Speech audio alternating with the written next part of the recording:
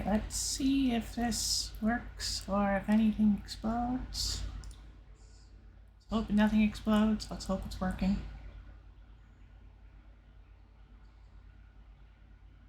And it looks like it's not working. Okay, I gotta go fiddle with things some more.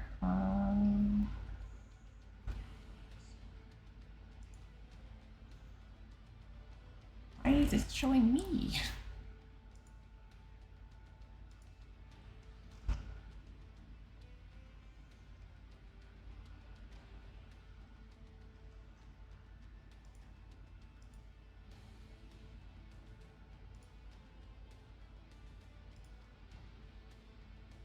Maybe that? No.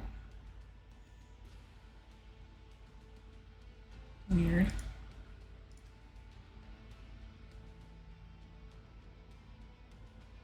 Oh. No. Well, we're already starting with technical difficulty, so that's fun.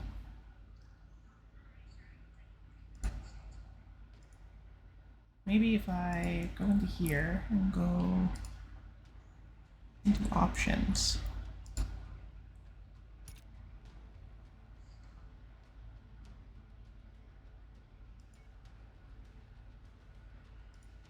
Borderless windowed, so it should be working.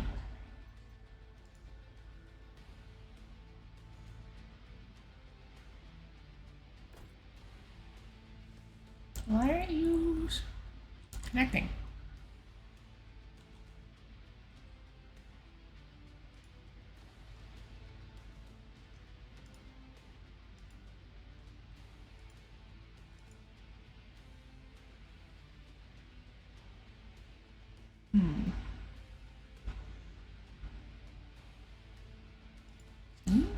No. No.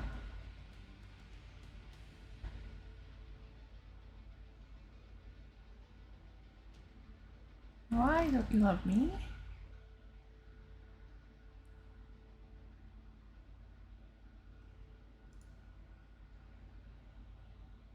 Why does it think that this is... Ah.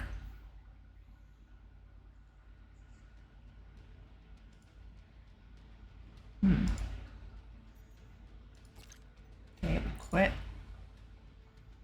And then maybe if I do a thing called starting it up again.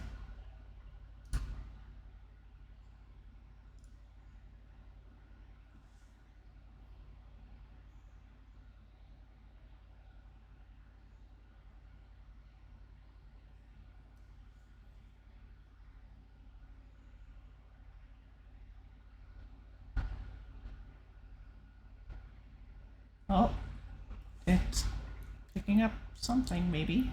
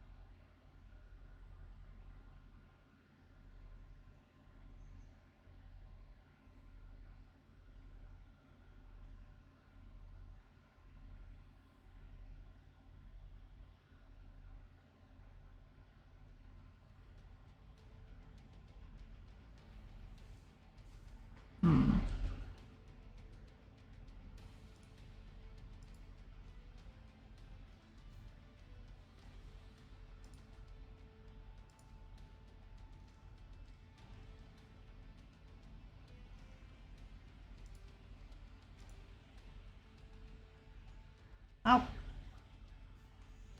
This was the plan. But I guess plans change. Because I don't know why it's not streaming the game.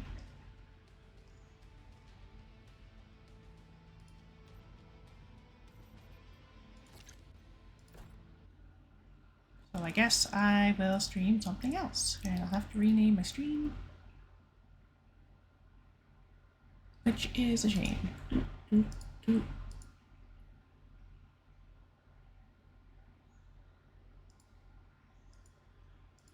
on to Twitch so I can change up things.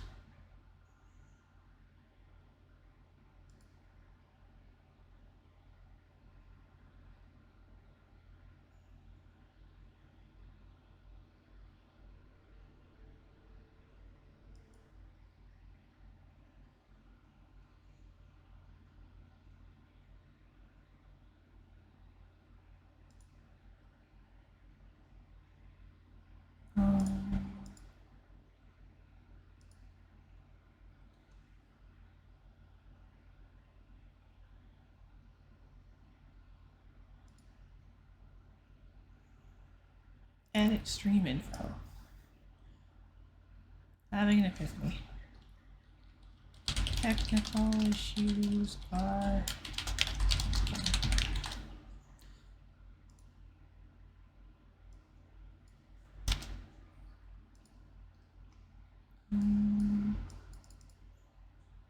I guess the first game I'm going to try and play... What do I have installed? I have that installed, so I can try that. I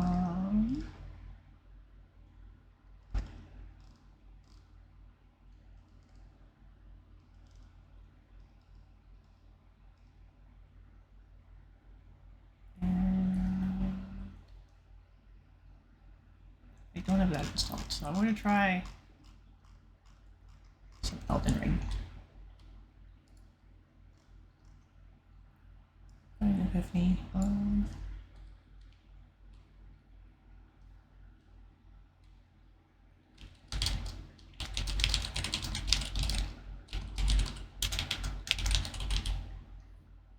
Time for Elden Ring, I guess.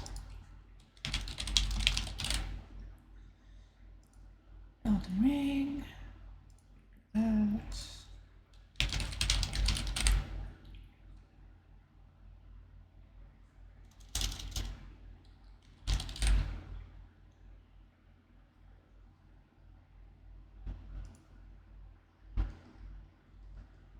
And that's edited. And now let's see if this will stream the game. Or if we're just out of luck. I was not expecting this to be an issue.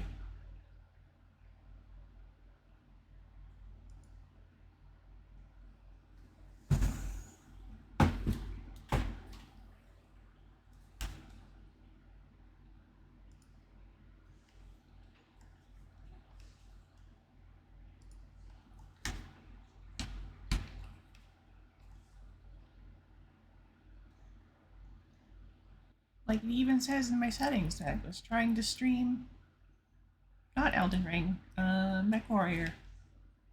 And it wasn't. It wasn't doing anything.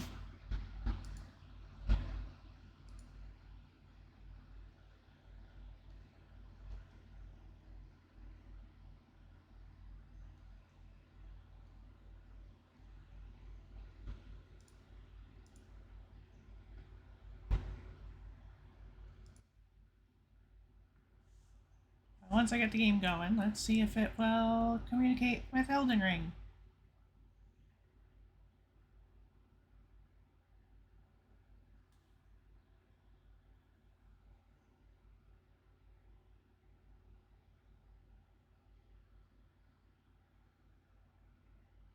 Waiting for it to load so that I can link the window without breaking anything.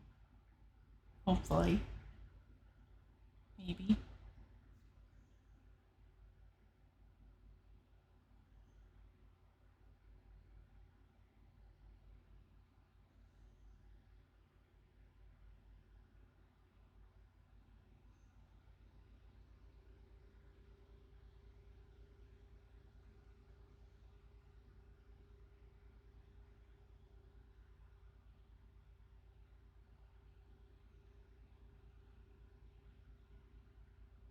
Taking a bit to load. There we go. You can do it. Come on, computer, you're not a potato. I believe in you.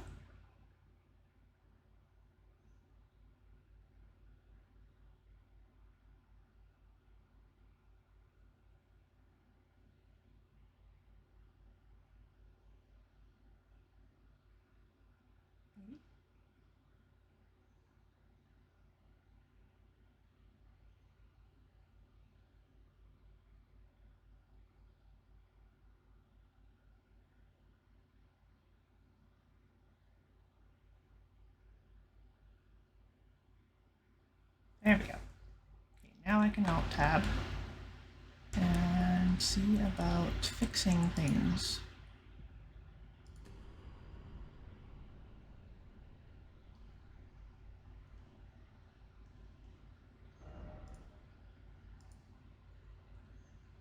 For some reason it's not extra. So I'm going to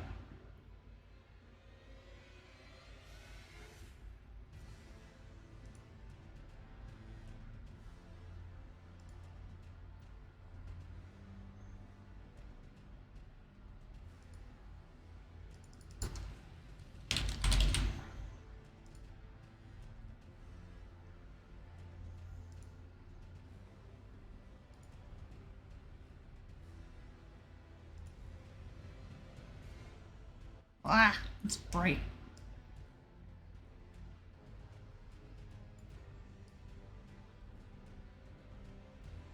Why is nothing loading there?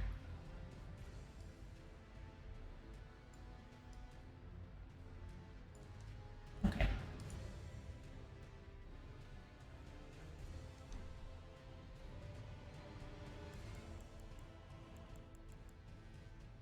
No, okay. I don't know what's happening.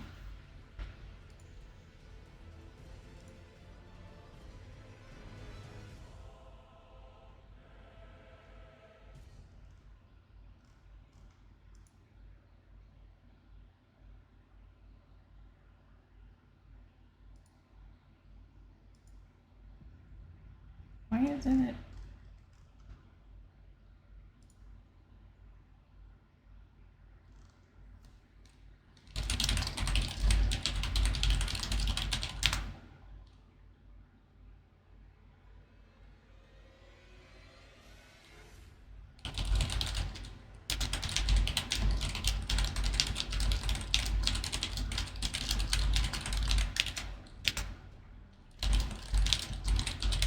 Calling in for help. Because I don't know why my stream isn't working.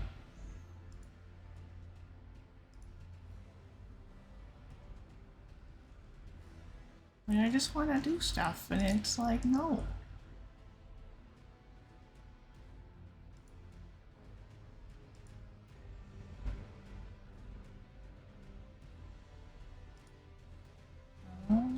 Like option window or game. Now, let me make a new source. So I got instant replay, scene, audio capture, OpenVR, collab, audio, game capture. That's probably it. No, I don't want to use live TT. Games.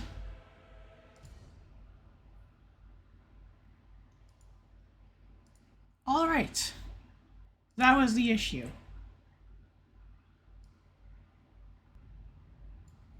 This one can be deleted. We can technically go back to Mech Warrior, but I've started Elden Ring, and my computer is taking a while to... Can you stop snapping?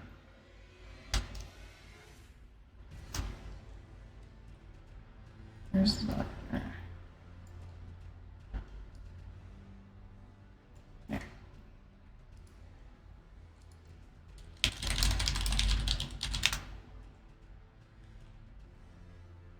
Okay. Well, we're gonna play Elden Ring then.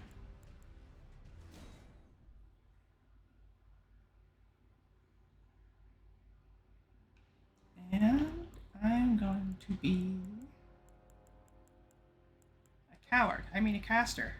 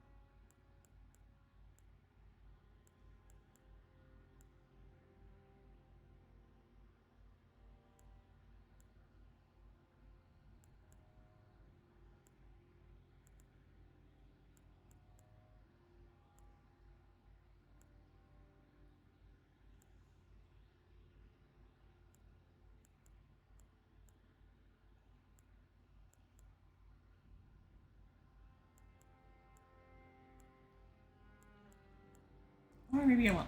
I like that hair. Alright. That's done. Keepsake.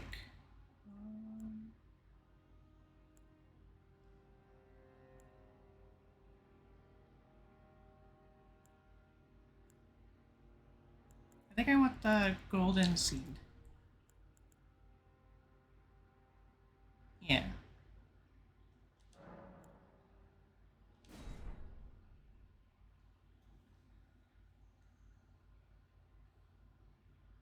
Alright. Well, I'm glad we fixed this, because then I can make it work in the future. I don't know if I'll continue playing Elden Ring. I mean, I guess it depends on like how much fun I'm having. I do like this game, and I haven't played it in a very long time, so maybe I'll be more interested in playing it more. I just know that there's certain parts of the map that I can't go into because they have ants, and I got some trauma with ants, and I don't want to deal with them. So that means I'm not getting things like the Mimic Tier or certain spells. I don't think anything huge is locked behind ants, aside for like bosses.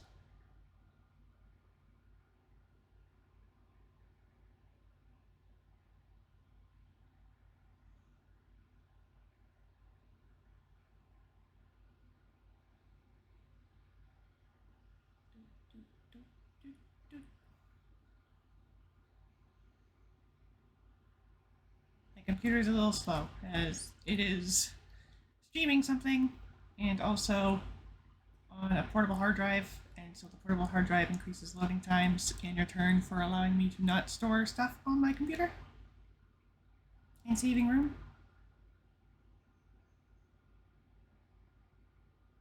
So enjoy the black screen.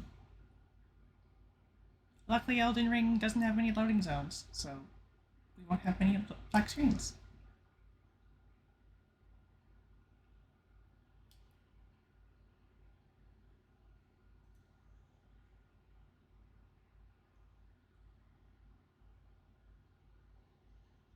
Oh, it's been so long since I played a Dark Souls game. Even though this isn't Dark Souls, this is just Souls-like.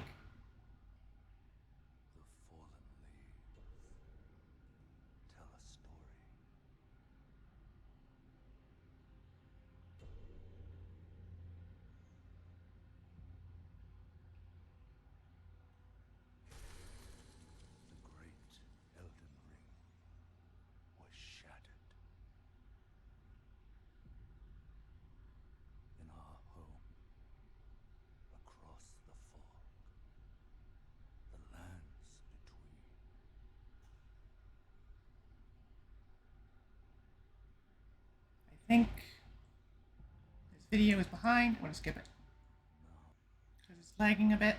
Yeah, the subtitles are lagging behind by a lot. It's kind of awkward. Hopefully the entire game will not be like that. My computer isn't making much noise.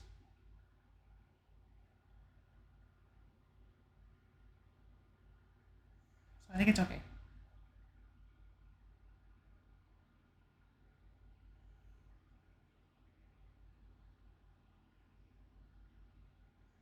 And now we load. And now we load. Load some more. Load, load, load, load, load, load, load, load, load. I hope that things don't lag. Load, load, load, load, load, load, load.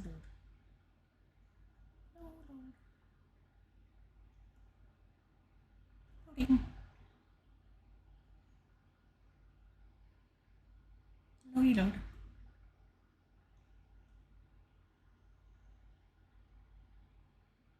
Loady load, load, load, load, load. It's been half an hour and we've done nothing. Okay, there's a bit of lag.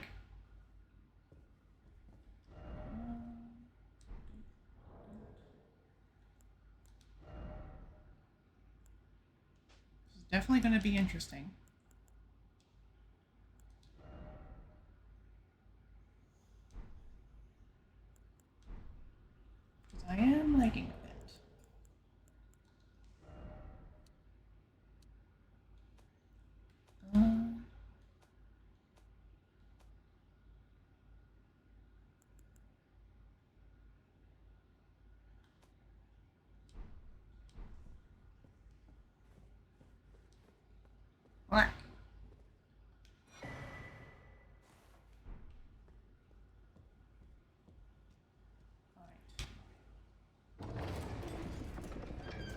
Let's see if I die. Probably will, because I am at a solid 17 FPS. I should change that. I should actually, like, potato my computer a bit.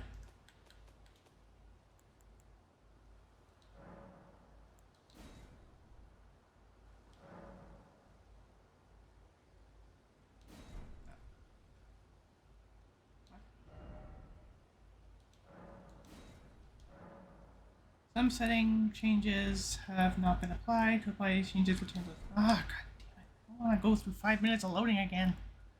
But fine. If it beats... No. Confusing. If it beats going at, like, 20 frames second, I don't think we're going to win anything at 20 frames a second.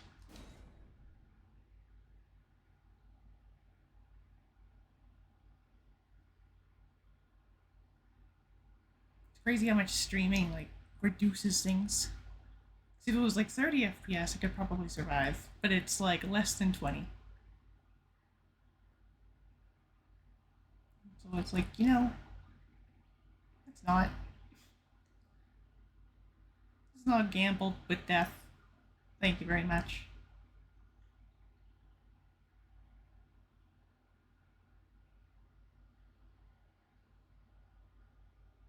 Elden Ring would be like, status, death. And it's like, shut up. Alright, we're at... Still shit. Okay, cool. Well, this is our life now. Playing Elden Ring at 20 FPS. Let's go. At least low doesn't actually look very potatoey. Like, it doesn't look horrible. I'm sure there's somebody who's screaming, being like, oh my god, this is awful. But that person doesn't exist yet. Alright.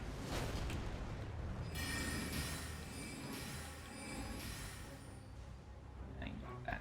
Okay.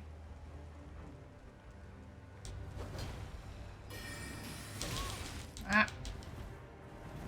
The game feels like it's about to crash. Okay. The way I have my phone is blocking my items, so it didn't say I had nothing.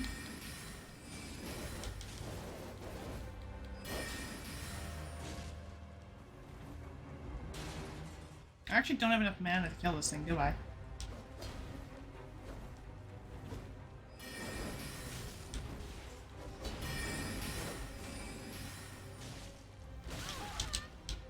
I don't think that hit me.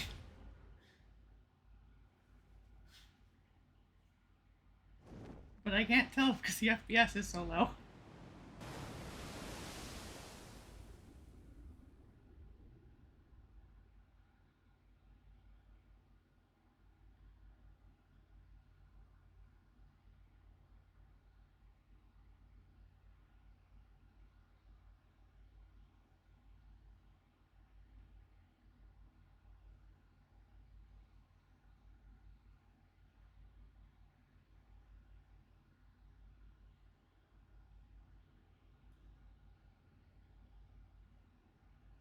But I'll keep this stream in mind for the future. To know that Elden Ring is probably not going to happen anytime soon, because I need to upgrade my computer, and it's not going to happen. Not until I have a lot of money. And MechWarrior 5 is even more intensive, so that's probably not going to happen. So I'll probably go to Outer Wilds. I think that one's a bit less intensive. Or go to a 2D game.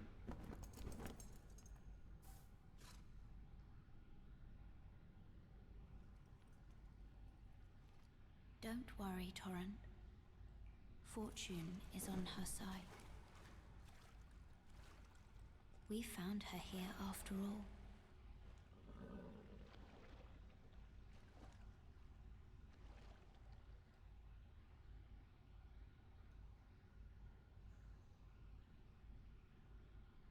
One of her kind is sure to seek the Elden Ring. It's the waifu. Even if it does violate the Golden Order.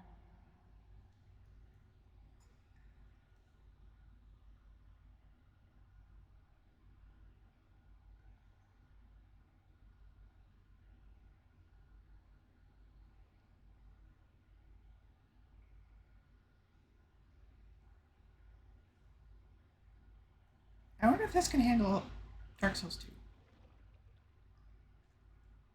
Or Dark Souls 1. I wouldn't mind playing those again.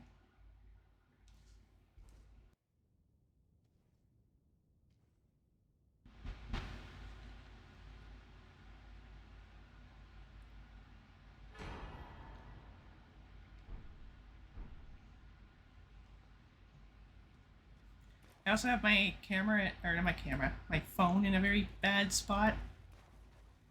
Go down here for some free training in Souls. So I can't actually see my items very well. It's very funny. Very funny. I'm laughing. Ooh, right.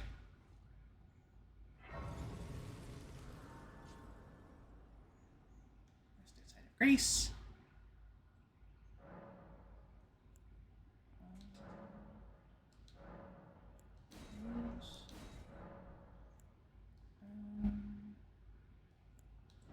Flask.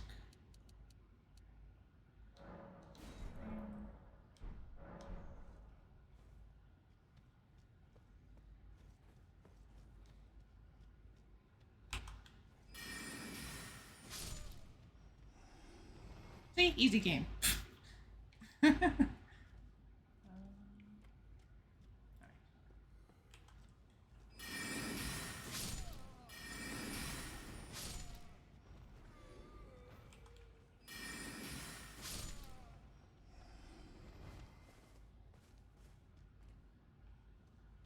Easy game.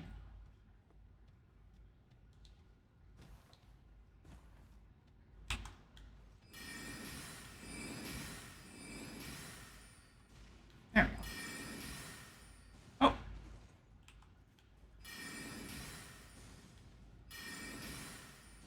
There we go.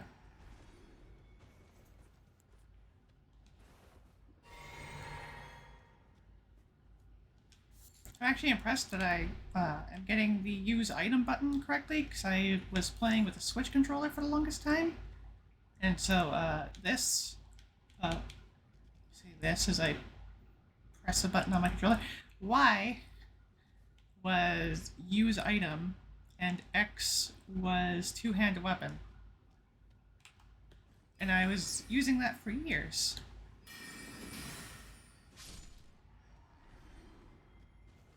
Get boat angled, mister. This.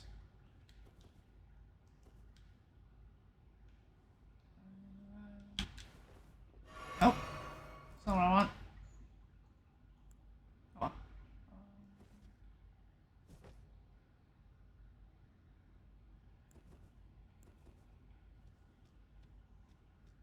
Why am I being dumb?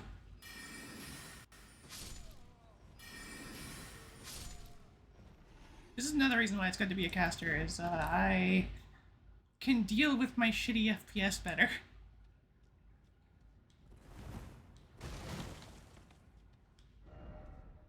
Could this be a precious item? No.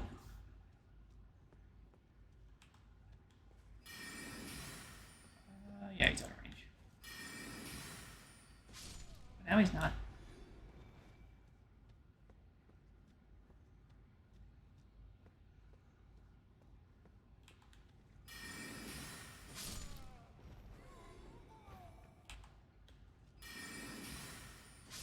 See, whoever was like casting his easy mode in Elden Ring and Dark Souls was 100% correct.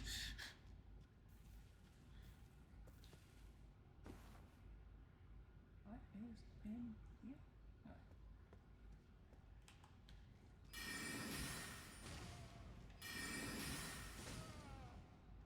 I'm gonna beat you.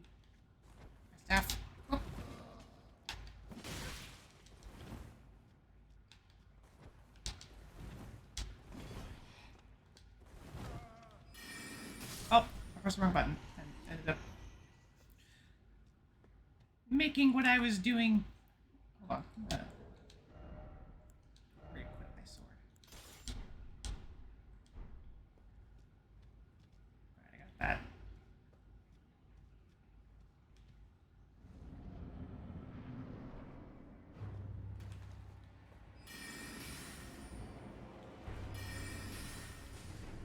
Oh, well.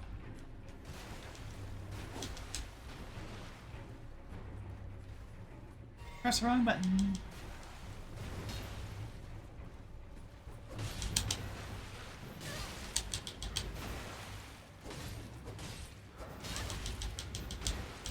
Alright, the lack of FPS is really bad. I was trying to fight fair, but then the game was like, what if you were at like 10 FPS? And I was like, well, I guess I can't fucking see.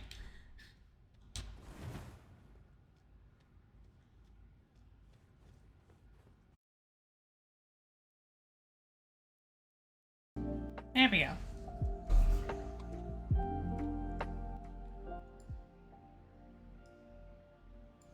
So, I have decided that I cannot play games, I guess.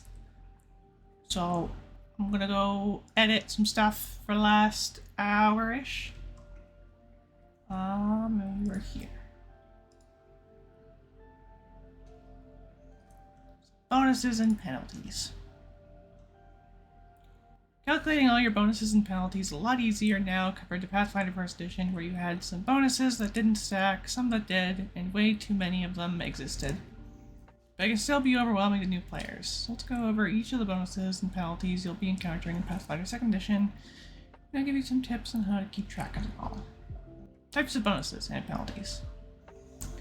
There are only a handful of bonuses and penalties you need to keep track of, thankfully, and we can cover them all pretty easily. I need to...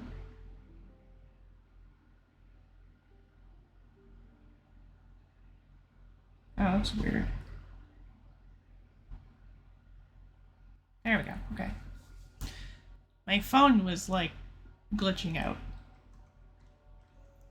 Because it was like, the stream spontaneously ended, and we don't know what to do. And it's like, what? It's close! Anywho. Proficiency. Your proficiency bonus should be a top priority to calculate because almost everything in the game revolves around it. Proficiency is calculated by adding together your level and your proficiency bonus unless you're untrained, in which case your proficiency bonus is a flat 0. Trained is your level plus 2, expert is level plus 4, master is level plus 6, and legendary is level plus 8. I'm going to actually add untrained is just 0.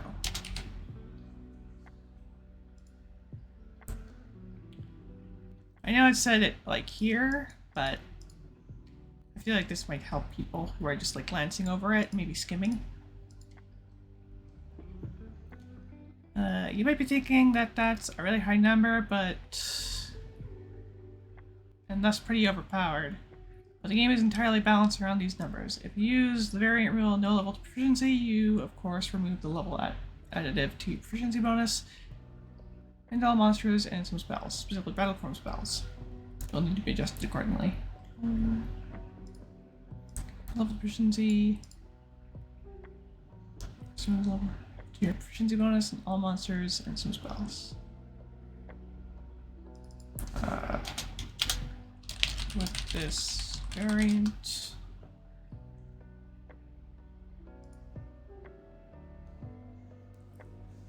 On your character sheet there is a section where you can... Actually, I'm going to divide this. That's the new thing. There we go. On your character sheet there is a section where you can list your total proficiency bonus, and if you'd like to, you can take note of the formula. There's a new self-made character sheet, so the formula is always right there for me, and I can easily just double check it as needed. It's been a while since I've actually used my own character sheets because Path Builder is so good. But let me see if I can pull some up. That would be on this one.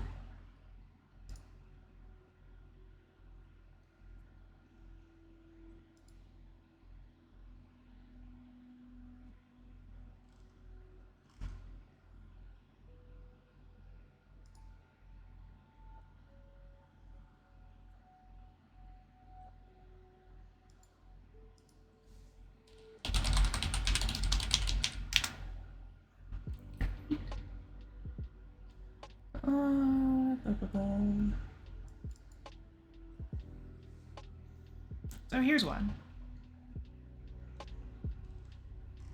I don't know why I have the level at 3. But yeah, it's just something that you can easily adjust, type in, keep track of everything. I can now actually go into here and do page setup, page list. So that's default. There we go, that's better. And now, like, you can see all my stuff and my spell DCs. I divide up my spells like this. And so I can do, like, Shocking Grasp. That's not cantrip, you get it. And then Gouging Claw. Gouging Claw. And I can write, like, traits, spell description, damage, what have you. And you can just like take notes like that, and it's very nice, and it's kind of why I prefer these kind of sheets, because I have full control over them. I can't run out of room. I can't. I easily know where everything is because I've put it there. And if something gets added to the game, like a new skill or like a new attribute, if we use the variant attributes, I guess, like I can easily just shove them in instead of having to worry about, oh, does the program support this? And it's like, no, I don't need to worry about that. I just have this. Where was I? Ah, yes. Ability modifier.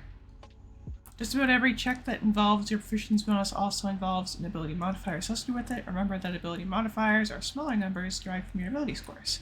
Here's some tips to help you out.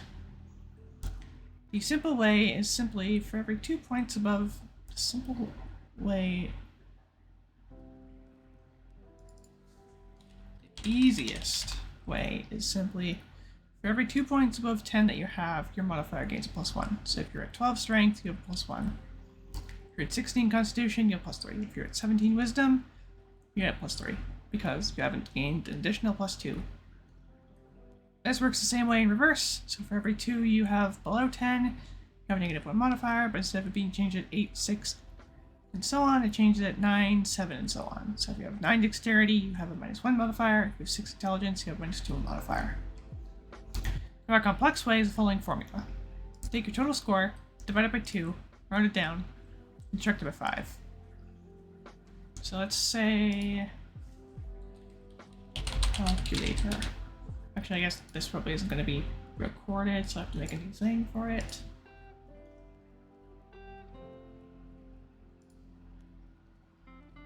Oh wait, I can do things. I can break things. Calculator. Haha! So let's say that I have an ability modifier of 18. And then with this, we divide it by 2, round it down, and subtract it by 5. So 18 divided by 2 is 9. And we subtract 5, and it equals 4. So that means our modifier for an 18 is 4. And this even works for negative modifiers. You can have like a 4 in a stat, let's say. Divide by 2 is 2. And then -5 and -3. So if you have Score of 4, you have a -3 modifier.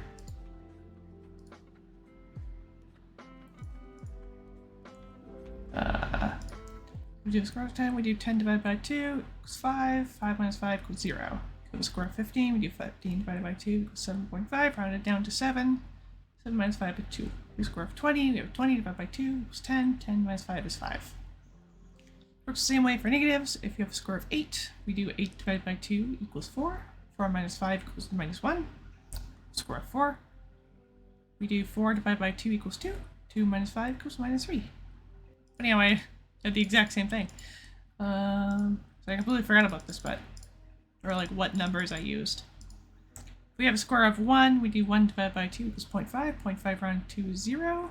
Or rounded down, not rounded to 2. And 0 minus 5 is -5. Circumstance. Circumstance bonuses and penalties come from a specific circumstance. A goblin with a tailed goblin heritage gains +2 circumstance bonus to climb checks, for example. Circumstance bonuses stack with all the bonuses and penalties, but they do not stack with themselves. Item bonuses and penalties come from items. A penalty might come from a cursed item, as an example. Item bonuses stack with all their bonuses and penalties, but they do not stack with themselves. So bonuses with spells. As bonuses stack with all their bonuses and penalties, but they do not stack with themselves.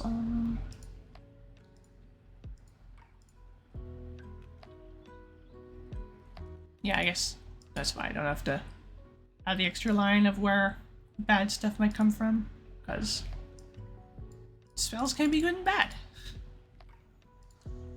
Untyped. Sometimes you'll run into an untyped penalty. The most common instance of this is with the multiple attack penalty. This type only comes in the form of penalties and it stacks with itself. So if you're making homebrew, don't make it untyped if it's a bonus. Because Paizo is pretty consistent with making sure that untyped is always negative. Because an untyped bonus that would be positive would be a mess. Because, I mean, like, let's say that they're accounting for homebrew, and you make something that gives an untyped bonus to attack, and they make something official that's an untyped bonus to attack. Those two things would stack, even though Paizo did not plan for your +2 untyped bonus to attack in their creation of everything. It would still stack. It doesn't matter.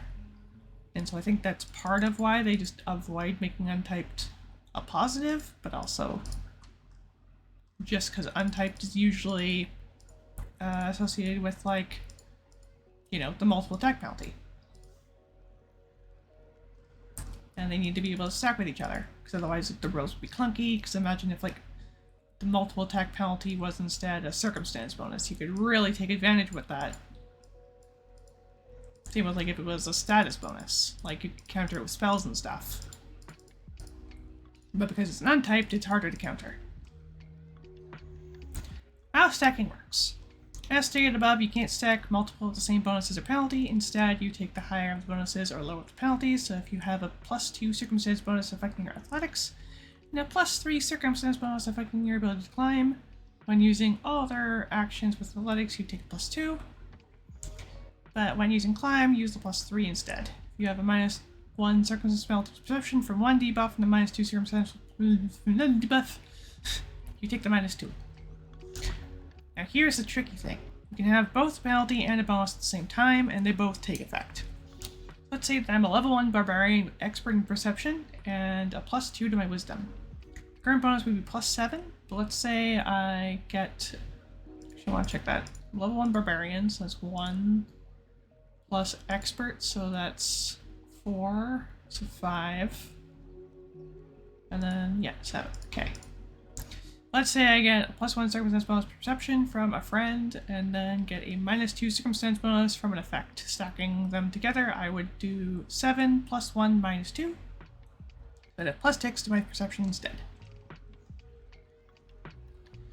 This part, I think, needs a rebuff.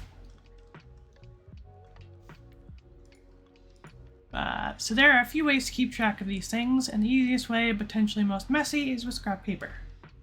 I actually think this is the best method, is scrap paper, if you're not like online. If you're online, keeping a .text document open to keep track of your bonuses and penalties and time remaining on them is another good option. Virtual tabletops, VTTs, like Foundry, can also keep track of your bonuses and penalties fairly easily. You could use one of the various writing apps on your phone to keep track of this too. You're going to come in contact with bonuses and penalties a lot during play, so you want your method of tracking them to be easy and quick. If you're using the Path Builder app, you can set your own penalties and buffs. From there, of course, there are more creative ways. I do not like to use this. I like to use this for, like, Lancer, but not for Pathfinder.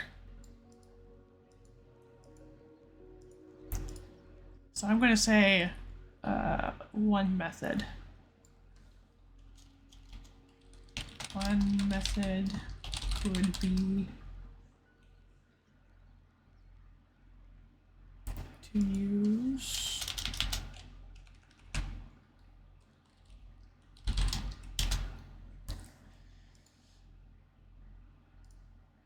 would be to use 6 packs of small d6s. These usually come in packages of a little under 40 dice, and they cost around $5 or $10 each. I think they're around 15 now. I think inflation has kind of kicked their ass.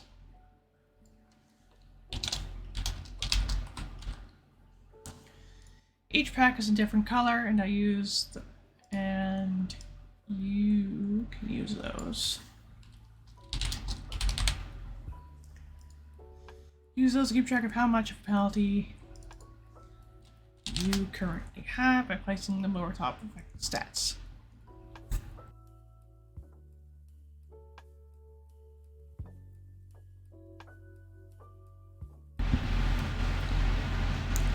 You can also do this with colored construction paper, Lego, or any other ideas you can come up with. I think construction paper could work. I don't think Lego could work, because you kind of need to know how much of something is happening. I'm going to say you can also do this with construction paper for a cheaper option by writing the negative on the piece you tear off.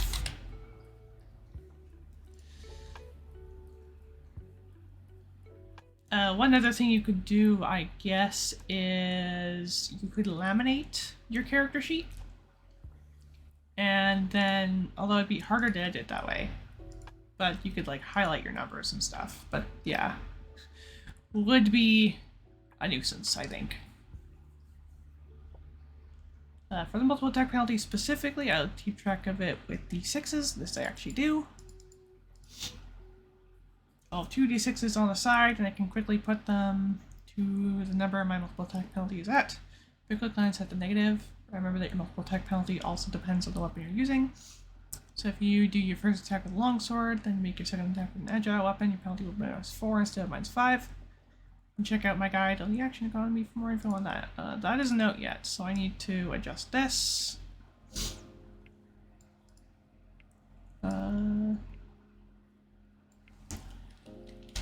I'll be covering the action economy.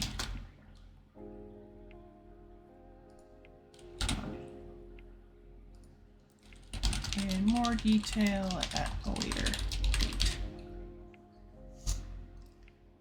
Wrapping up. Bonuses and penalties are a huge part of Pathfinder 2nd Edition. They encourage teamwork and doing things besides just attacking the enemy 3 times.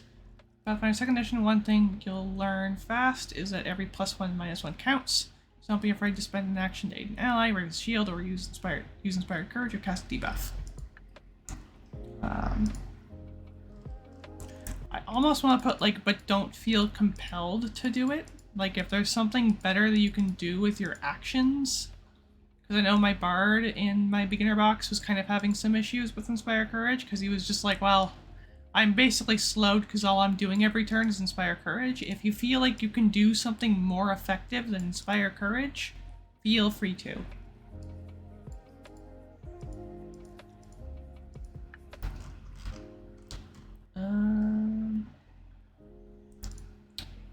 Expert rulebook. Does that actually link to the right thing? Yes. Good. Tab Builder 2e. Good, that's all is working. There's a free app that allows you to quickly create characters with ease. It calculates all your stats for you, and it has a slew of tools. One warning is unless you pay for the app, you'll need to keep track of scrolls, custom items, and pets separately. If you'd like to go for a premium version, it's one-time payment of approximately $6. I think that's Canadian. Bought the app and I haven't regretted it at all. One thing I don't regret that at all. It's a very worth it thing to buy because you just have so much more customization with what you can do. One thing I like is that while the free version does have ads, they never jump up in your face or cover up important information. They're just on a small bar on the bottom of the screen and they're easy to tune out. Country VTT is a single purchase VTT with ways to run all sorts of different TTRPGs on it. The module for Pathfinder 2nd Edition is particularly well made and sees updates often. The drawback is not every VTT is on Foundry. You either need to try making it yourself or using one of the more general based VTTs that are on the system. And yeah, I like pointing this out that, you know, not everybody plays Pathfinder 2nd Edition, and if you're looking to use it for other systems, you should do your research first and like see if they're actually on Foundry. Because if you're only playing Pathfinder 2nd Edition for like once in the blue moon one-shots, it's not really worth it. But if you're doing like a campaign, or if like multiple of the games you play are supported by Foundry, then it's definitely worth it. Alright, so that's that. Conditions. Again, see, I have action copy already written. It's just not edited, not inserted. We're doing it once a week, just so Quinn doesn't go insane, and also so I have more time to adjust certain things. Like, I know that my game masters. I wonder if I deleted it or not. I did. No, I didn't. So I had why I hate crafting, why I hate learning spells. And I actually want to redo these, because while I do hate learning spells in Pathfinder 2nd Edition, and I hate crafting in Pathfinder 2nd Edition, crafting has received an overhaul, and I also want to be less negative. My issue with learning spells in Pathfinder 2nd Edition is the fact that it is tied, or failure is tied to your level. So for example, if you fail at learning a spell, you have to wait until you level up to try again. And I find that kind of meta stuff just a bit unappealing. Like, I get that it's like, oh, you've learned certain things, but like that means at 20th level, if you fail to learn a spell, you're just kind of out of luck. There is a feat to counter that. Actually, there's a couple of feats to counter this, which I covered in my wizard build. But it's still just kind of a pain in the butt and feels like they could have handled it a different way, like maybe a month, and then have the feat reduce it to a week, and then reduce it further. But that's just me.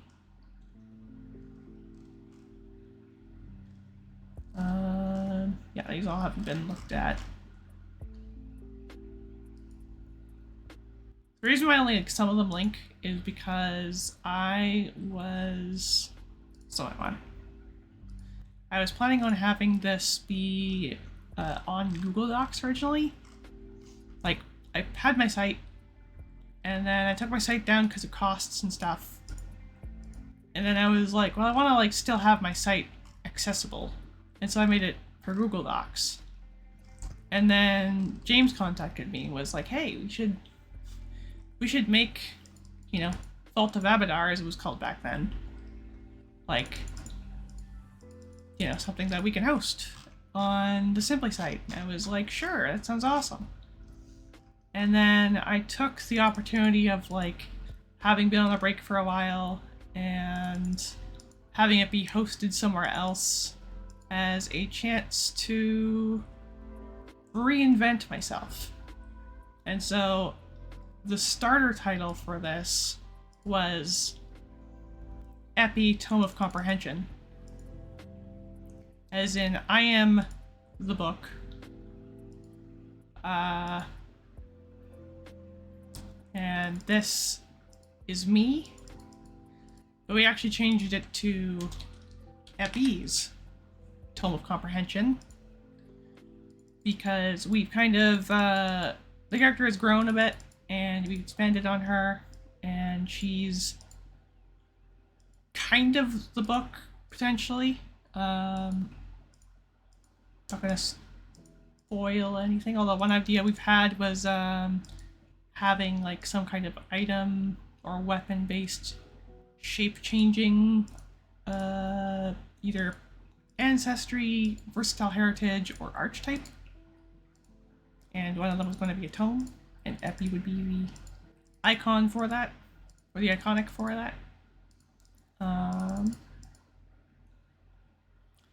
But yeah, so right now, she's currently not the tome. The tome is just what she writes. Epi is Epi. Epi is my little halfling. Epi is me.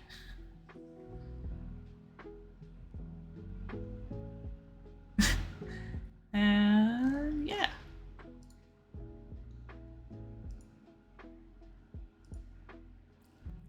So are we?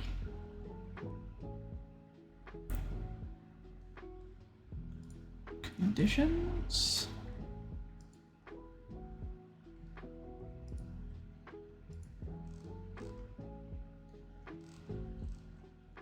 Yeah.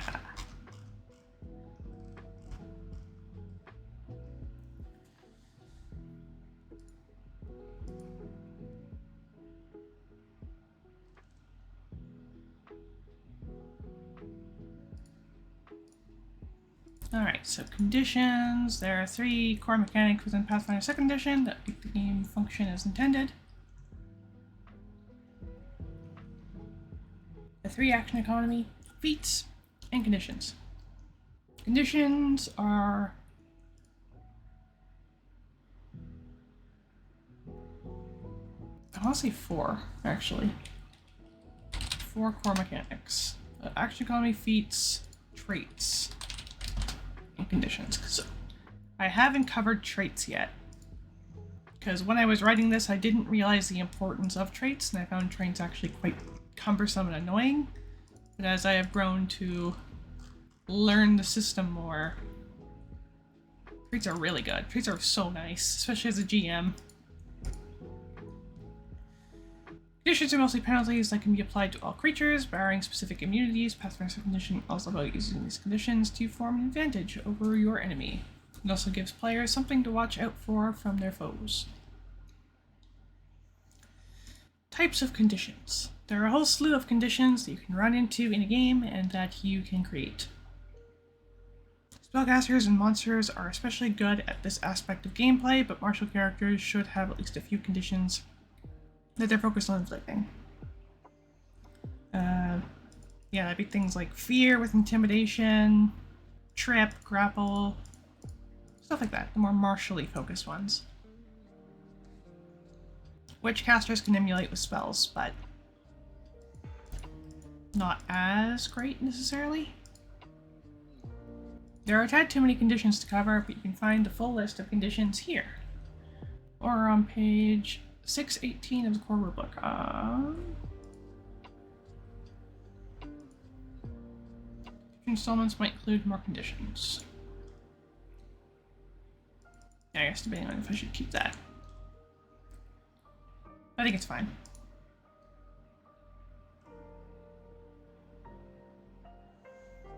Actually, I'm gonna message Quinn about that.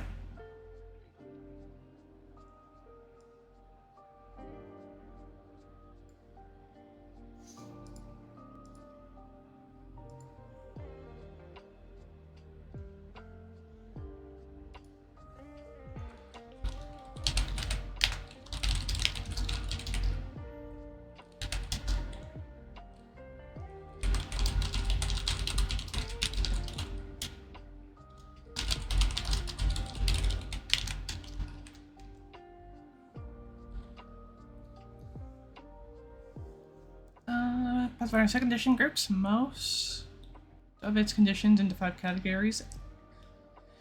Attitudes of death and dying, degrees of detection, lowered attributes, and senses. Or lowered abilities and senses. Attributes are used in attitudes. I keep reading attributes. Are used in social situations and determine how a creature perceives you and how likely it is to aid you. The range is helpful, friendly, independent, unfriendly, and hostile. It can be a good way to measure how a conversation is going with diplomacy, bluff, or intimidate rolls. Determine whether... It can be a good way to measure how a conversation is going with diplomacy, bluff, or intimidation rolls, determining where an NPC stands in terms of their willingness to help you.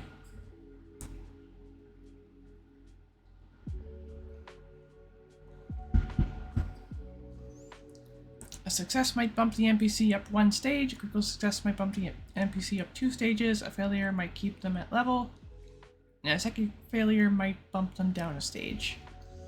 Critical failure might bump them down a stage or even 2 stages. Rules on negotiation are pretty loose, so have fun with this. Bump is just an example.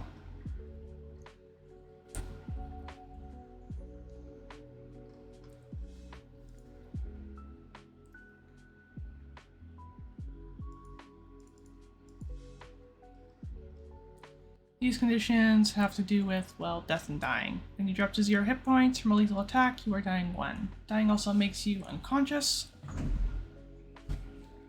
Guess you might see a bit.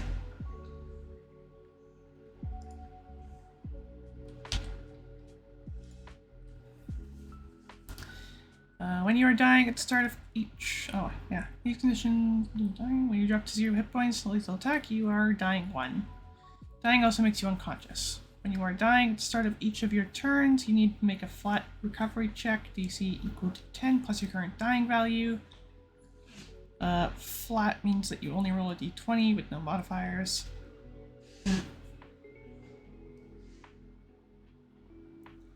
If you succeed, your dying value is reduced by 1. Critically succeed, and your dying value is reduced by 2. Fail, and your dying value is increased by 1. And on a critical failure, your dying value is increased by 2. At dying 4, you die. At dying 0, you stabilize, but you are still unconscious at 0 HP. Anytime you recover from dying, you gain the Wounded 1 condition, which stacks with itself. So if you go down twice and recover twice, your wounded value is set at 2. So that'd be downed, got up, wounded 1, downed, got up, wounded 2. If you gain a dying condition while wounded, you increase the dying condition by your wounded condition's amount. So if you have wounded 2 and you gain the dying condition, you start at dying 3. Luckily, the wounded condition is fairly easy to clear, as regaining hit points from treat wounds or being restored to full hit points and resting for 10 minutes resets your wounded value to 0. The doomed condition is nasty and it decreases the value you die at by the doomed condition's amount. So if you're doomed 3, you die at dying 1. 4 minus 3 equals 1. Each time you get a full night's rest to reduce your doomed condition by 1. What is? I got a text.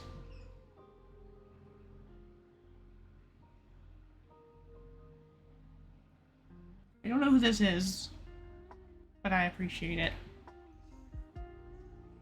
It's my popcorn bag spinning in the microwave be like, and then it's Agumon digivolving.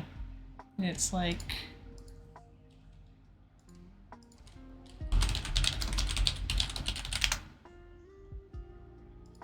Let's see if I can find a good image. The answer is no. It's basically like this. So it's like this is the popcorn, and this is the bag.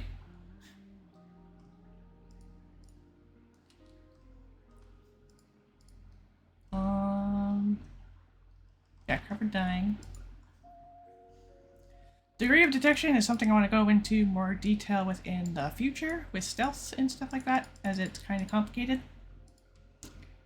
But degree of detection. This is used for stealth checks and sneaking around. You can use this like you can use the attitudes with each iterative failure or success, bumping you up or down by 0, 1, or 2 degrees, as seen fit by the GM.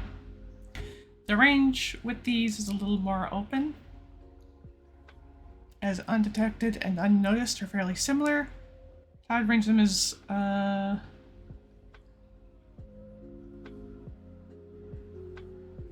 sure about this.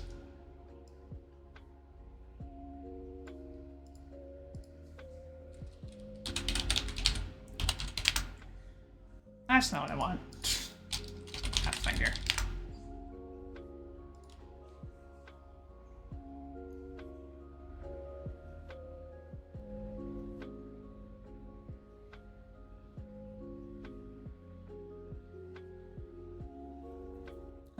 Unnoticed. If you are unnoticed by a creature, that creature has no idea you're present at all. When you're unnoticed, you're also undetected by the creature.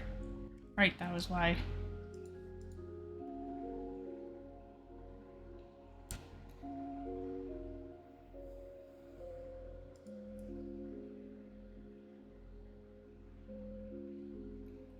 Yes, that's why I went for unnoticed, into undetected, into hidden, into observed. Keep in mind that unnoticed character is undetected.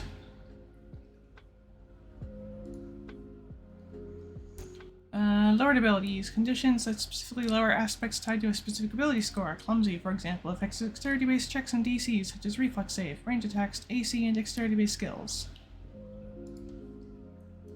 These specifically interfere with your senses. Usually sight, but hearing can be affected too. These include things like invisibility, being temporarily blinded, and so on. There are, of course, more conditions, such as the broken condition, which applies to objects, confused condition, which gives me flashbacks to Pokemon, controlled condition, which is where someone has magical control of your body, and so on. There are a lot of conditions, and GMs might be overwhelmed by them, so how do you make it easier? This applies to both GMs and PCs, but the best way to keep track of conditions is to take a look at your character's abilities and see what conditions they can apply. Then simply make a note of these conditions and what they do. Rather than quickly Googling it or looking through the conditions index, you can now just look at your character's sheet notes and say, daze make an enemy stunned 1, which is reduces an enemy actions by 1, which reduces an enemy's actions by 1. Talking is hard.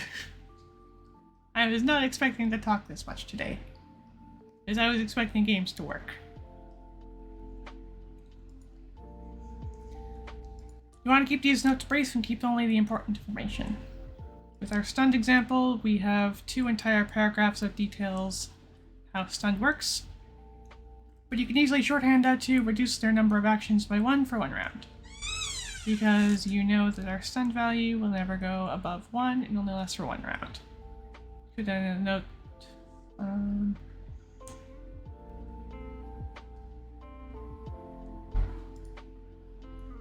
But you can easily shorthand that too.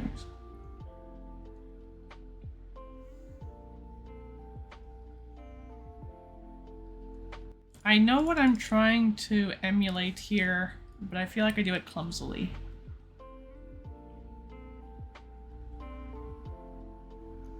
Because the idea is that I have a spell that makes you stunned, but the spell only says like stunned 1 or stunned 2 or something like that.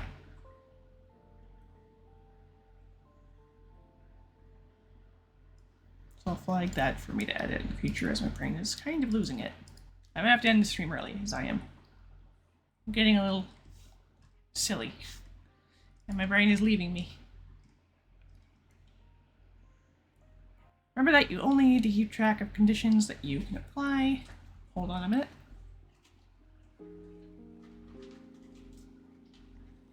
There we go.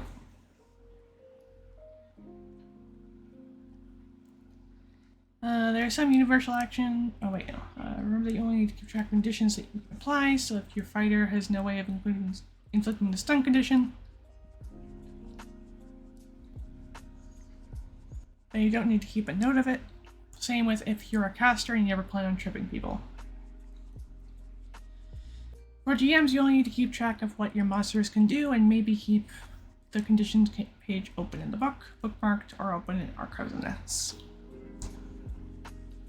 There are some universal actions that cause conditions, which most people should keep track of. These are the grapple, shove, trip, and disarm actions. You might be thinking, well, I'm a backline caster. Do I need to keep track of these? And the answer to that is it depends. If you never plan on ever being in melee combat, be it with yourself, in a combat form, or with a summon, and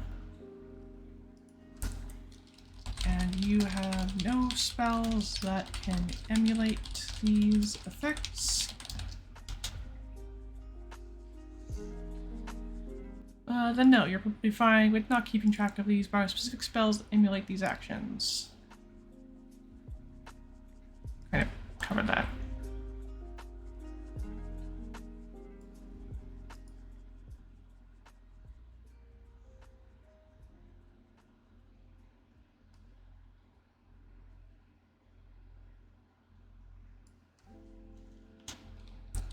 But if you plan on using battle forms or summoning monsters, then keeping track of these actions and the conditions that they do as they appear can come in handy and can provide alternatives that you or summons can do aside for just attacking 3 times.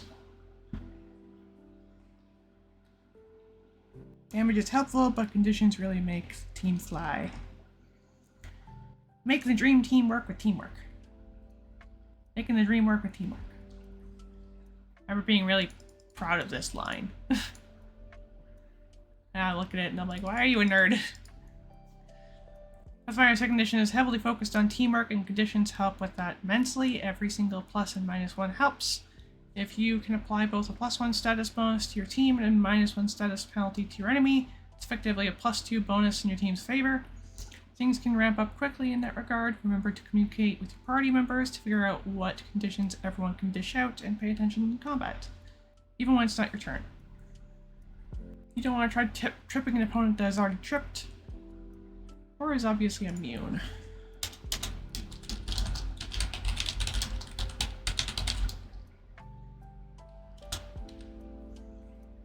I think slimes are immune.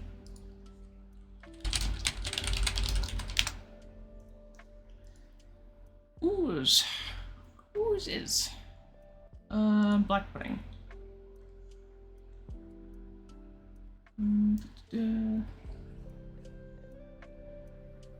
Immunities: acid, critical hits, mental, piercing, precision, slashing, unconscious, visual. Not immune to trip. Okay. You can trip a slime.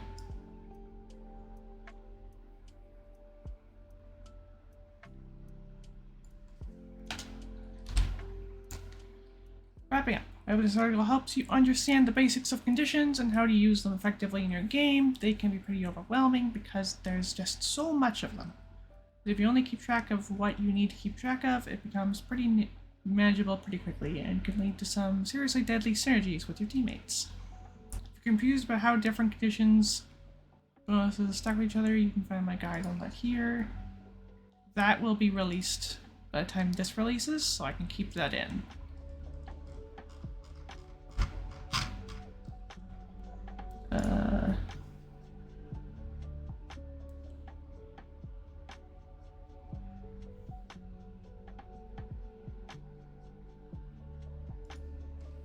But if your spell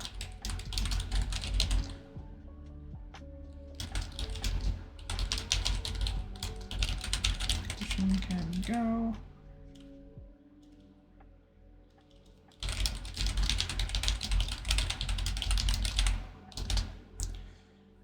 you can easily shorthand that to reduce number of actions, because we know that our stun value and because we know that the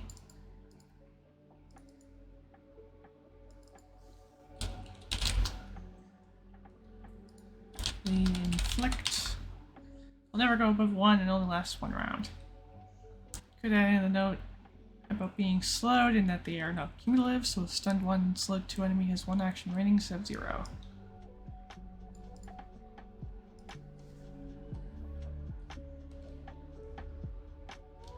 But that's only worth it if you or someone else can slow to opponents.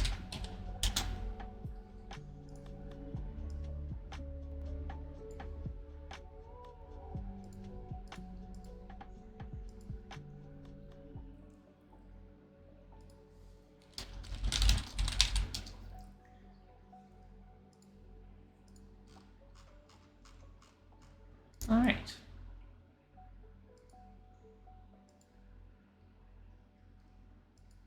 Action economy. I actually want to check this out.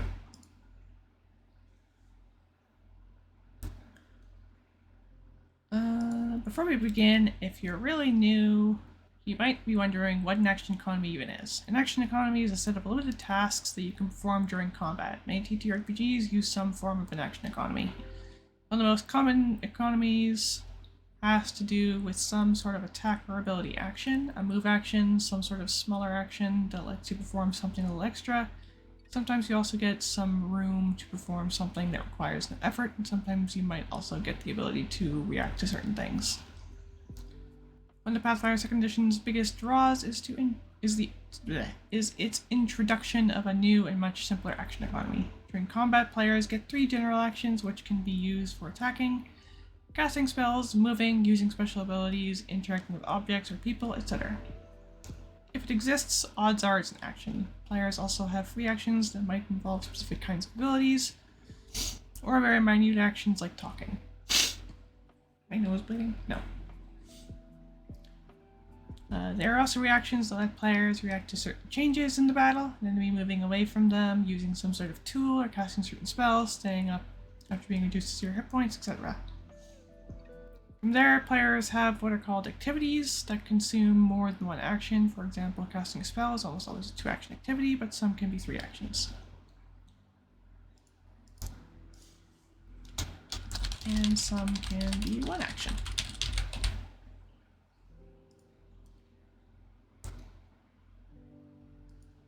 Keep in mind that if you've used all 3 of your actions, your turn isn't necessarily over. Take, for example, summoning. Summoning spells are a 3-action activity that lets you summon a monster on the map. Once your creature is summoned, you immediately have control of that monster, but you have 2 additional actions to control it with. You can use these actions only to control the monster and can use any action or activity listed in their stat block that takes 2 or fewer actions to complete. You can also do any other action that any other character can do within reason. For example, an animated room could trip someone. Whether or not it can grapple is up to the GM due to it lacking arms. Multiple attack penalty. With the 3-action economy, you can in fact attack with all 3 of your actions. The drawback to this is that each iterative attack takes a negative to the attack roll.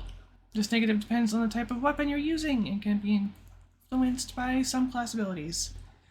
Most weapons will apply a -5 penalty on the 2nd attack and a -10 penalty on the 3rd attack. But that agile weapon only applies a -4 penalty on the 2nd attack and -8 on the 3rd attack. Rangers with the Flurry Hunter's Edge can reduce this penalty even further when attacking their hunted prey. The penalty becomes -3 or -6 for standard weapons, or -2 or -4 with agile weapons. And this negative is reduced even further when they hit 17th level. Rangers are scary.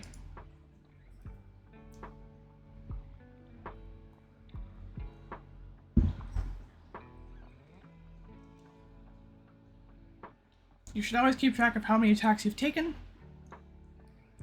This is kind of back to the previous article. You can keep track of this with d6s, where after your first attack you grab a d6 and put your negative on that die. Then when you attack again, you grab a second die and put your additional penalty on that die. So it would look like 2 5s or 2 4s, 2 3s sitting face up on d6. You could also, instead of this, because attacks vary depending on what weapon you're using, not what weapon you used, you could actually just have, like, the d6 is kind of a token thing of, like, I have attacked this turn, it is on my sheet. Like, place the d6 on your sheet. And that's it. And I think that's actually better than what I'm proposing here. I'm going to edit it.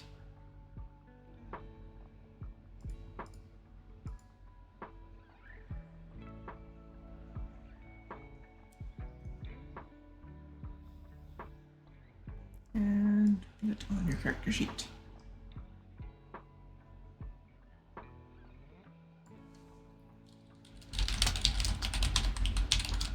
Sheet. Then when you attack again, you grab a second die and put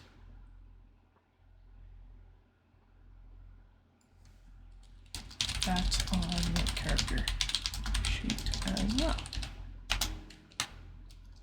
Keeping track of the penalty.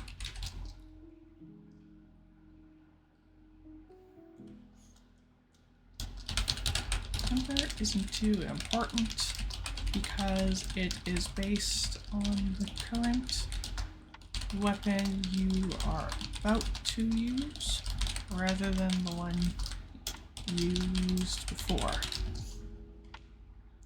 So if you're attacking first with an agile weapon, then with a standard weapon, the standard weapon, it's a 4, would have -10 to hit still, even though the agile attack had a -4.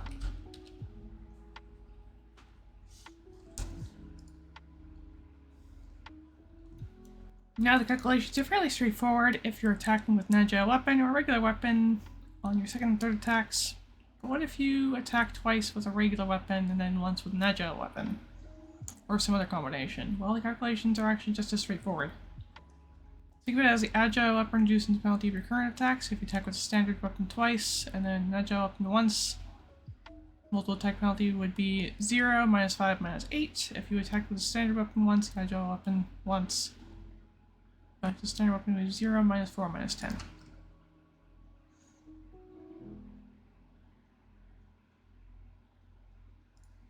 So I kind of repeat myself here, so I can adjust, I can merge this into here.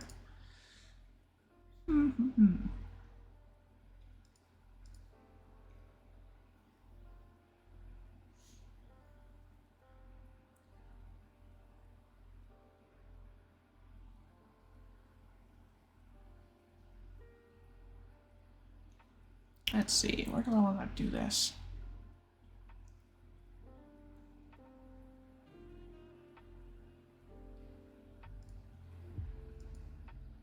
Technically, I don't know if I need this anymore because of the way I worded this.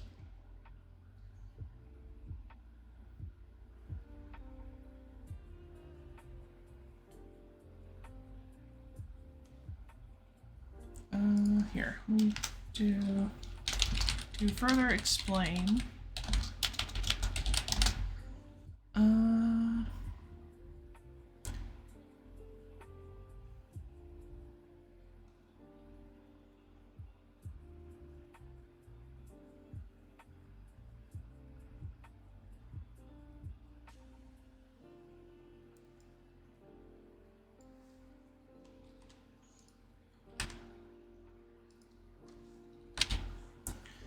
Think of it as the agile weapon reducing the penalty of your current attack.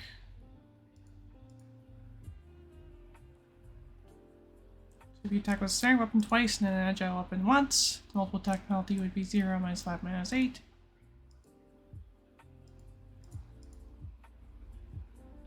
Yeah. Works better. Ah!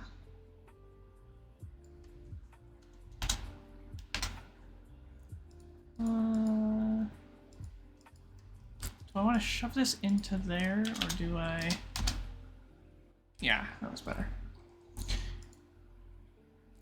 Now, obviously, attacking multiple times isn't the only way to play. In fact, Pathfinder 2nd Edition encourages movement and teamwork. Not every enemy in the game has an attack of opportunity, which is an ability that a monster can use as a reaction that lets it attack you when you move or use actions with the Manipulate trait.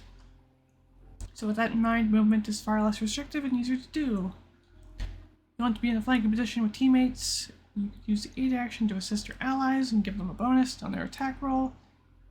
It's aid costing 1 action and a reaction on your ally's turn. You could trip, grapple, and shove your opponent. But keep in mind that this does have the attack trait, so this is equal to your multiple attack penalty. You could also use abilities, go for demoralizing your foes, or raise your shield. The choices are nearly limitless. Talking is hard. I'm actually going to go back into here.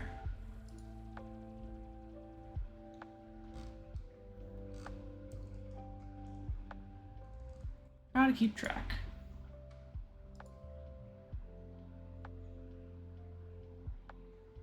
Weapon.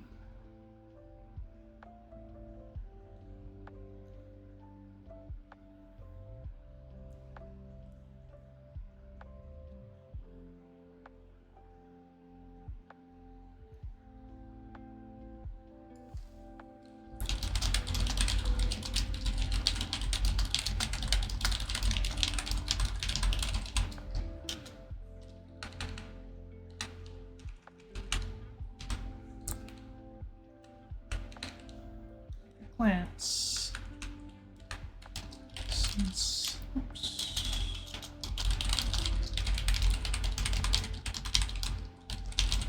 Current weapon. Not previously used weapons.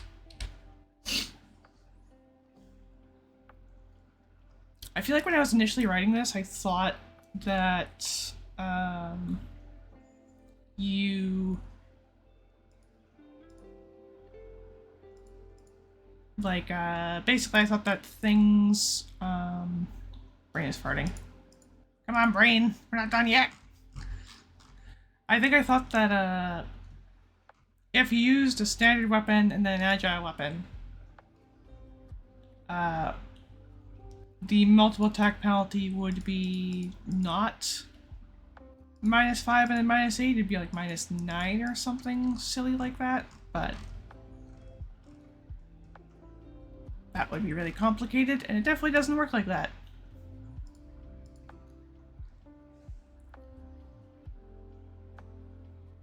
Complete with them to represent how many times I've attacked the quick glance, since negatives are based on the current weapon. Oh, for the multiple attack penalty, specifically, I like to keep track of it with d6s. I'll have 2 d6s on the side, and I can quickly put them on my sheet to represent how many times I've attacked at a quick glance.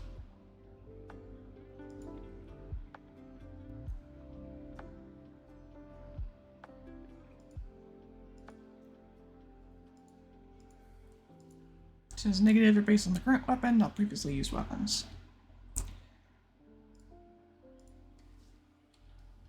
And the cap is -8/-10.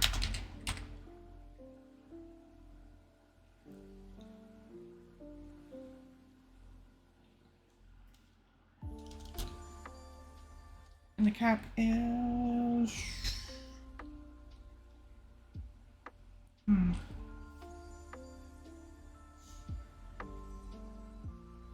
not previously used weapons. And the cap is based on 2 attacks. So even if you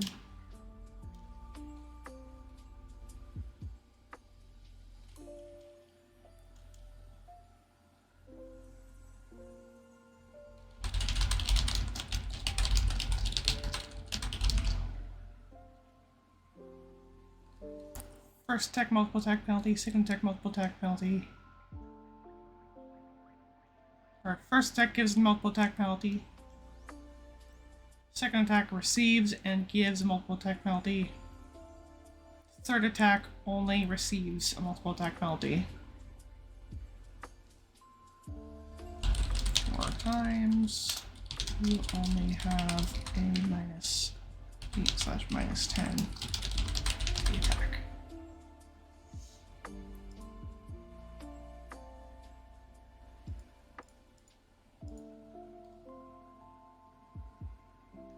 Remember that your multiple attack penalty also depends on the weapons you're using. I don't know if I need this anymore.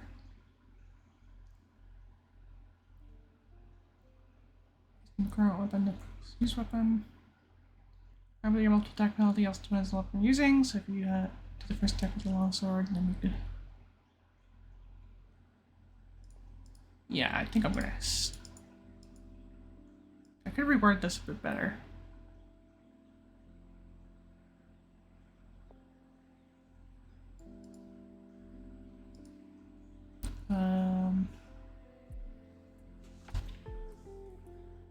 Negatives are based on the current weapon, not previously used weapons.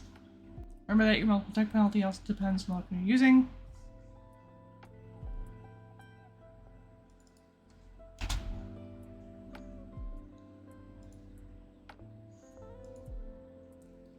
Yeah.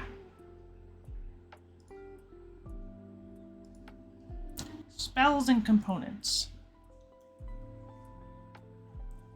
Something that I see a lot of people get confused by is when the ability, metamagic, or some other instance removes a spell component from a spell. People sometimes think that it also lowers the action cost of the spell, but this is not true.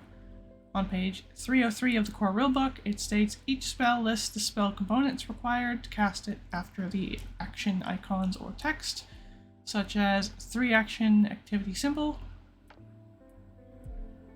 material, somatic, verbal. Spell components described in the detail below.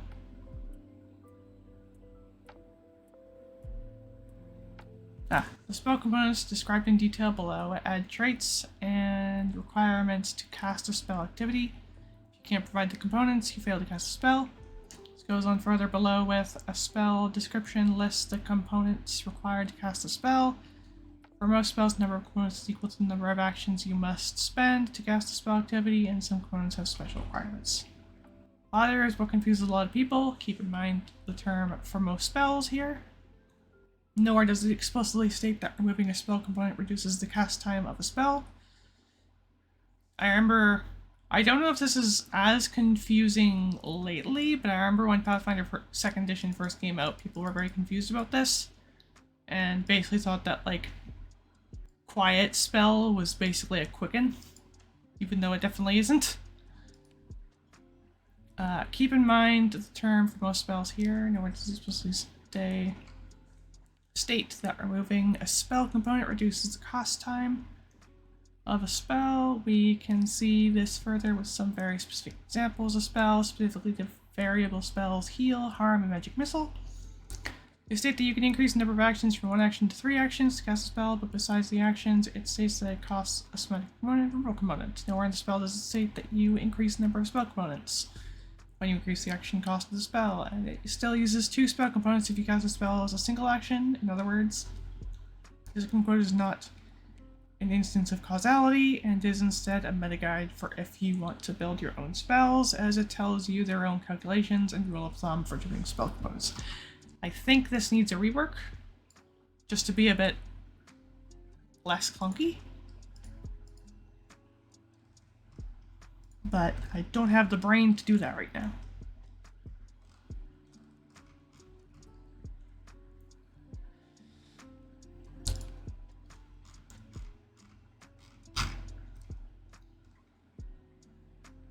When you cast a spell, sometimes it will state that the spell is sustained. This means that on your next turn, you can continue the effects of the spell by spending an action sustaining it. With summon spells, when you sustain the spell, you also take control of your summon. The price of one of your actions, your summon can use 2 actions, but it cannot use reactions unless you have something that specifically states otherwise. Otherwise, does not include reaction-based abilities that the monster has. If you have an animal companion or a familiar, you can also use an action to command them. These work just like summons, as they both have the minion trait, so 1 action spent commanding your animal companion or familiar gives the animal companion or familiar 2 actions. Keep in mind that your minion's multiple attack penalty does not apply to your multiple attack penalty, and vice versa. Also keep in mind that some abilities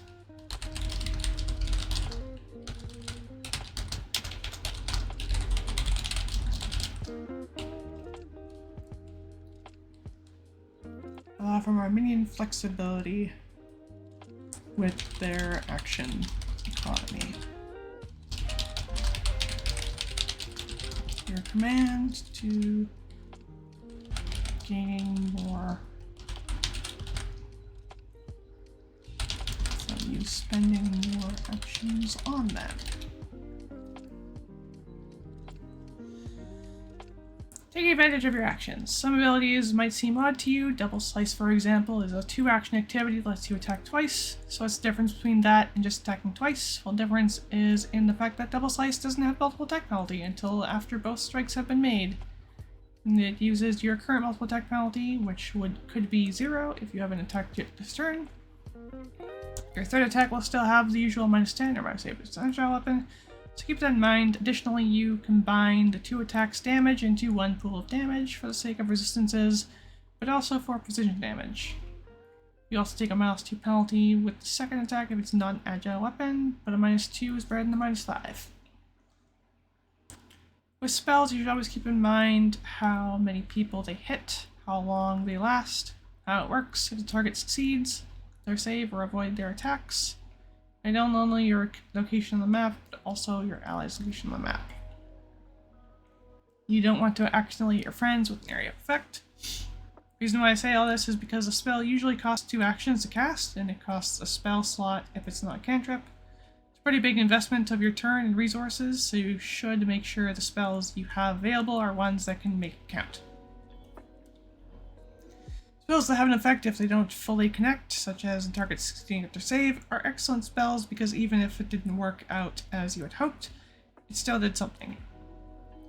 Also keep in mind that spells that do not have the attack trait don't add to your multiple attack penalty. This might seem like a no-brainer, but for example, Fireball doesn't have the attack trait, so a Fireball followed by a ranged attack would not impose a multiple attack penalty on the ranged attack. Utility spells that last a long time are also handy to have. Spells like Mage Armor last a long time, so it should be cast outside of combat, potentially even at the beginning of the day. As long as the spell isn't dispelled, it will last until the duration expires, so keep that in mind to measure when a utility spell should be cast. Some are good to cast at the start of the day, others are better to cast once you're at your destination and you know there will be combat. This is all, of course, subjective and doesn't count for every ability nor every spell in the game, but as a rule of thumb, you want to make sure that your actions are spent wisely. Wrapping up, the action economy is one of the biggest draws to Pathfinder 2nd Edition, but don't fall into the trap of thinking you need to spend every action attacking. There are always other options at your disposal. Think of your class and feat selection as a kit that you can pick and choose exactly what you need for your current situation. If you find yourself in a specific situation a lot of the time, then it's certainly fine to gear yourself towards that, and if you just want to pick actions that are fun and cool, that's alright too. Just remember that you're never under the illusion of choice. I remember why I put this in. Books used, Pathfinder 2nd Edition Tool Rulebook. Alright. Well, that gives me some homework to do. With this, my voice is dying. So I'm going to call it here. Thank you all for watching. Sorry about the horrible technical issues at the, first half of the stream. That's disappointing, but you live and you learn, I guess. So thank you all for coming. And I'll see you guys next week, probably. Yeah.